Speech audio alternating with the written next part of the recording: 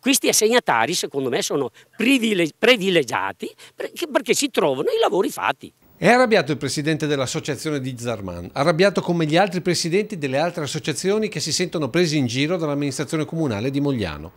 Al centro della questione queste casette, un tempo scuola agraria, poi diventate ricovero immigrati ed ora ristrutturate con i soldi della regione e messe a bando tra le associazioni della zona.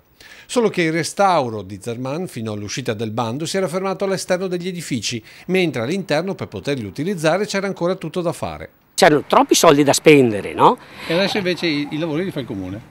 Cioè io vedo che qua c'è l'impresa mandata dal comune e stanno facendo l'impianto della luce nuovo, stanno facendo i serramenti nuovi, stanno facendo delle malte nuove, hanno imbiancato dappertutto e a questo punto io mi dico, se io sapevo che ci fossero stati quei lavori dopo il bando potevo fare normalmente come hanno fatto le altre associazioni. Tra queste anche gli Amici per la Pace, l'associazione che in via Torni l'8 novembre dell'anno scorso aveva inaugurato il centro di preghiere islamico, poi chiuso per inadeguatezza dei locali.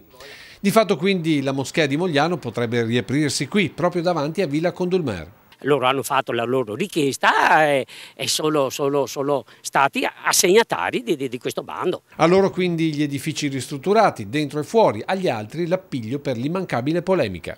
Io chiedo al sindaco solo una cosa, allora, di validare questo bando perché come è stato scritto e come è stato letto e recepito, per noi questi lavori non dovevano essere fatti.